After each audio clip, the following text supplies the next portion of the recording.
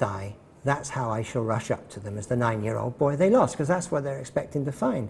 But we are not locked into a physical body like you. We can change our etheric bodies, and after a while people walk around like a sort of 25-year-olds in perfect bodies, and they can be young or old in the etheric world, but we can't on Earth. They've got different laws of physics, you see, totally different laws of physics.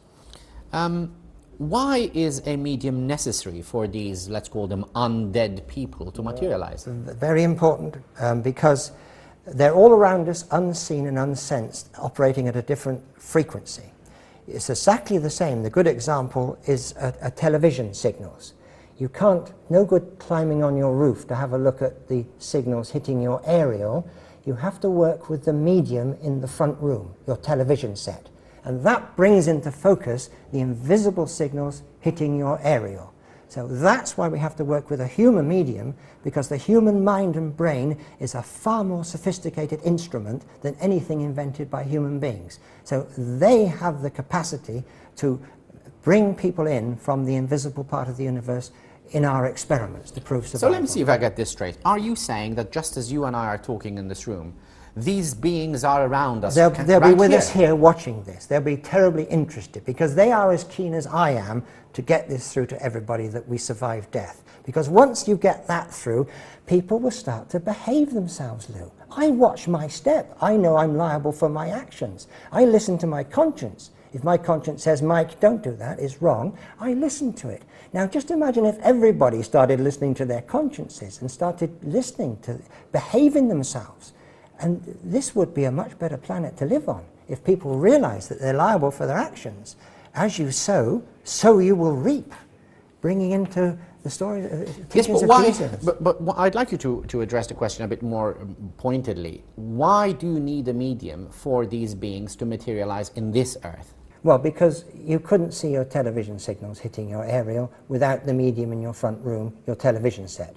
You might as well say, right, I want to see these invisible signals, I want to see these television signals, but I'm not going to look at that television set. Well, you won't be able to. You've got to plug the television set into the aerial to see the signals. Okay. And that's exactly the same sort of thing. So, as I understand it, you're comparing, extending your metaphor a bit more. Yeah. So these mediums are like our television sets. We plug them and we see the medium through the television. Yeah. Now, because the mind and brain of the medium is a more sophisticated instrument than a television set. Okay. So we're going on a different frequency. So what do these mediums have which is different from other human beings? What special characteristics? Why are they television sets whereas I am not and you are not? Yes. It's a question of being born with the gift. Like, why are there such wonderful concert pianists? I think they're absolutely wonderful people, but they're born with that gift. Why can people be heart surgeons and not others? Why can't you be a heart? Why can't I? Because they have the gift, we don't. And this is a gift, the mediumistic gift. But what is this gift? Well, it's something. Where does it come from? Are you born with it? Is it genetic? Is it something acquired? I think it's something that's handed down, rather like music. A lot of musicians have musicians in the family, and I think this happens a lot with mediumship. But as you know, the only type of mediumship I am interested in is a materialization medium. So they must be very rare indeed. It must be something in their chemical makeup. Does the medium determine which of these beings materializes? Absolutely not.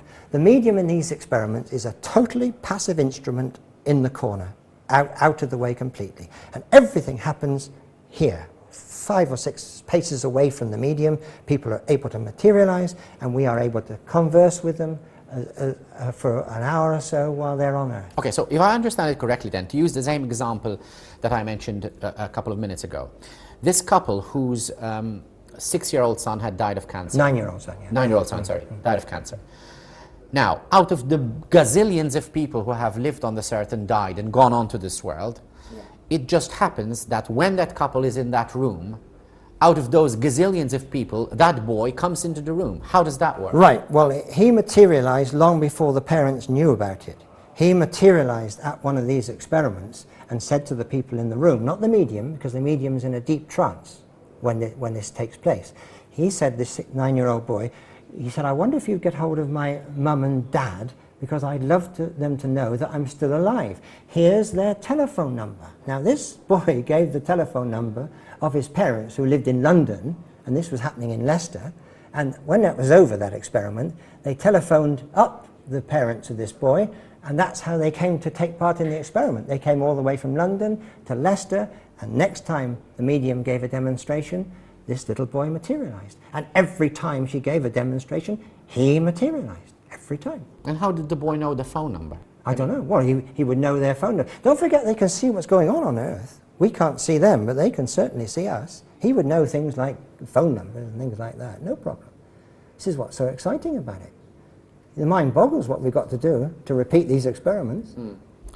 Now, let's go back into the philosophical region for a second. Do you have to believe in anything to take the stuff you're talking about seriously? No, I don't believe, I don't have the word belief in my vocabulary. I accept things, I reject things, and anything I'm not too sure about, I put in my pending tray to think about.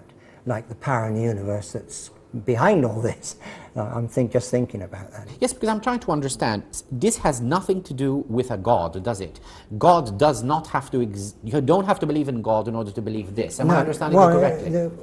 Able to accept this. I don't believe it, because I accepted that Sir William Crookes proved there are people all around us in 1874. That's the base I start from, you see. So you don't have to have a belief system at all. It's either a repeatable experiment under laboratory conditions, or it isn't. It's one of the two. And now we've got the mathematics to back up that revolutionary experiment, which it was. It's as revolutionary as the Greeks discovering that the world was round, or discovering that we are on a planet that circles the sun. The Greeks did that 2,300 years ago. So this is a big revolution taking place now. Yeah, we'll talk about that in a second.